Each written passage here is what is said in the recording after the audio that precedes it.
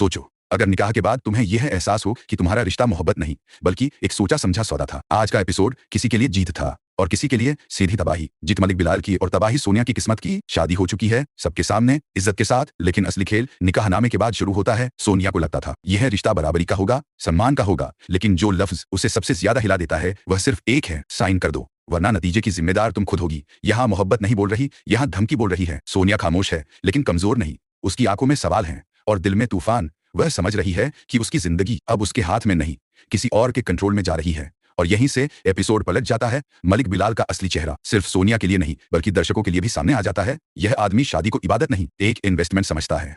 उसके लिए बीवी एक रिश्ता नहीं, एक डील है। और जब डील में नुकसान का खतरा हो तो उसका रवैया तुरंत बदल जाता है। इस एपिसोड का सबसे खतरनाक पॉइंट यह नहीं है कि सोनिया पर दबाव डाला जा रहा है, बल्कि यह है कि सब देख रहे हैं और फिर भी चुप हैं। अरबाज सब समझ रहा है लेकिन बोल नहीं रहा, क्योंकि उसकी अपनी मजबूरियां हैं, उसकी अपनी कमजोरियां हैं। और जब मर्द चुप रहता है तो औरत अकेली पड़ जाती है। बिलाल के घर का माहौल सिर्फ सख्त नहीं, जहरीला है। बातें मीठी हैं लेकिन नियत कड़वी। और सोनिया इस घर में सिर्फ बहू नहीं, अब एक टारगेट है। उससे कहा जा रहा है तुम मेरी बीवी हो, लेकिन जब हक देने का वक्त आता है तो कहा जाता है यह घर मेरी मर्जी से चलेगा। इस एपिसोड में सोनिया का सबसे मजबूत पल उसकी चुप्पी है। वह चीख नहीं रही, वह हंगामा नहीं कर रही, लेकिन अंदर ही अंदर एक फैसला ले रही है। और जब सोनिया फैसला लेती है तो कहानी खतरनाक हो जाती है। अब बात करते हैं अगले एपिसोड की। यहाँ सिर्फ दो ही रास्ते हैं और दोनों भावनात्मक रूप से खतरनाक हैं।